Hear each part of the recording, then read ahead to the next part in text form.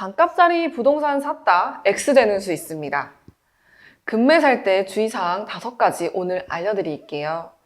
여러분 혹시 조폭이 내놓은 부동산 사보신 적 있으세요? 실제 이런 매물이 부산 송도에서 10년 전쯤에 하나 나왔는데요. 조폭 두목이 감옥에 간 사이에 조직원이 30억짜리 건물을 15억에 팔아 넘긴 겁니다. 두목이 감옥에서 출소를 하고 난 뒤에 새 건물주를 찾아가가지고 나머지 차익인 15억 원을 달라고 협박을 하는데요. 네, 조금 극단적인 사례긴 하지만요.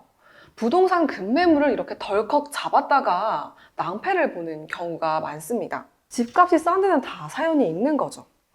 작년에 부동산 시장이 하락세로 접어들면서 급매물이 많이 나왔죠. 올해도 부동산 하락 장세가 지속되고 급매물이 굉장히 많이 나올 거라고 예상이 되는데요. 여러분, 급매 잡으실 때 주의할 점 오늘 소개해드립니다. 우선 사려는 집의 대출액을 꼭 확인하셔야 합니다.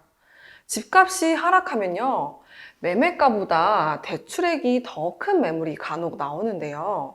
실제로 집값이 한창 하락하던 작년에 서울 강동구 고덕 그라시움에서 25평짜리 매물이 10억에 나왔는데요. 이게 원래 15억 3천만 원까지 갔던 매물이에요.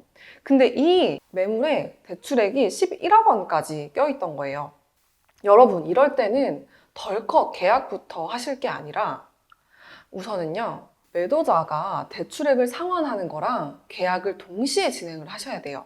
그러니까 여러분들이 매도자랑 같이 은행에 가셔가지고 대출을 상환하는 모습까지 보신 다음에 그 다음에 계약을 하셔야 하는 겁니다. 만약에 이 대출액을 갚지 못한 채로 잔금까지 치렀다? 그리고 대출액을 결국엔 못 갚았다? 그럼 이 매물이 경매에 넘어갈 수도 있는 겁니다. 두 번째는 사려고 하는 매물이 새낀 매물이라면 임대차 계약서를 꼭 확인해 보셔야 합니다. 만약에 임차인이요, 임대차 계약서를 쓰면서 당신은 후순위 대출을 받을 수 없다고 특약 조항을 걸어놨으면요, 여러분들은 잔금을 치를 때 대출을 받으실 수 없습니다. 집을 살 때 매매가액에서 전세금을 제외하고 나머지 잔금에 대해서 현금을 내거나 대출을 실행해야 되는데요. 이때 후순위 대출을 못 받는다고 하면 그만큼의 현금을 구해야 되는 거예요. 이 매물을 사려고 했던 매수자는 결국엔 계약을 파기할 수밖에 없었습니다. 왜냐면요, 임차인이 너 후순위 대출을 받지? 나 그러면 여기서 나갈 거야?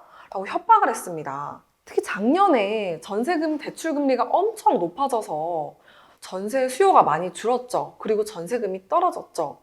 만약에 이 세입자가 나가버리면은 매수자가 바로 세입자를 구할 수가 없어가지고 전세금만큼의 현금이 더 필요했던 거예요. 그래서 이 매수자는 울며 겨자 먹기로 계약을 파기할 수밖에 없었습니다. 세 번째는요, 거래가 일어난 지 얼마 안 됐는데 나온 급매물을 조심하셔야 합니다. 한 남성이 아내가 죽은 지 얼마 안 됐는데 아내에게 상속받은 건물을 팝니다. 남편은 아내가 죽은 슬픔 때문에 집을 빨리 처분하고 싶다면서 급매로 내놨는데요.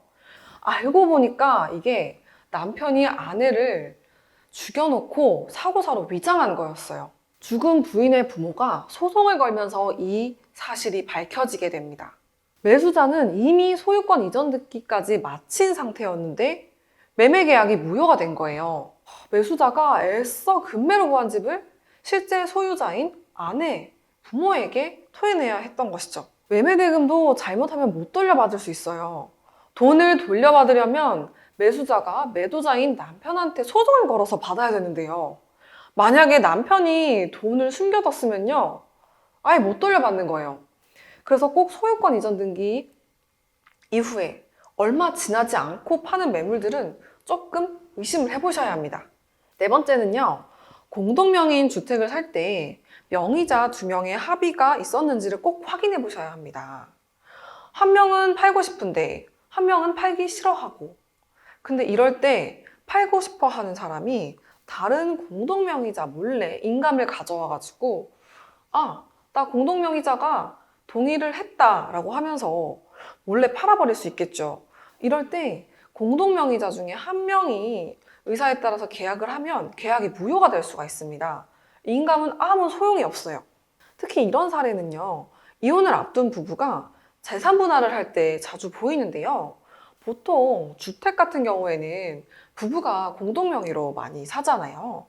서로 주택 처분에 대한 생각이 다르니까 이런 경우가 자주 벌어진다고 합니다. 다섯 번째는요, 매도자의 나이가 너무 많을 때를 주의해야 됩니다. 요즘 노년기 치매 질환이 되게 흔하잖아요. 만약에 매도자가 실제 치매일 경우에 진짜 판단력이 흐려져가지고 말도 안 되는 가격에 집을 팔았을 수도 있거든요. 이럴 때 이제 자식들이 와가지고 우리 엄마가, 우리 아빠가 치매라서 말도 안 되는 결정을 했다고 하면서 소송을 걸 수도 있어요. 이렇게 되면요, 집을 다시 내놔야 할 수도 있습니다. 그래서 요즘 공인중개사분들은 80세가 넘는 노인분들이 집을 팔려고 하면은 가족관계 증명서를 떼오라고 하신다고 하기도 해요. 마지막으로 한번 정리해 보겠습니다. 첫 번째, 급매물의 대출액이 얼마인지를 꼭 확인하자.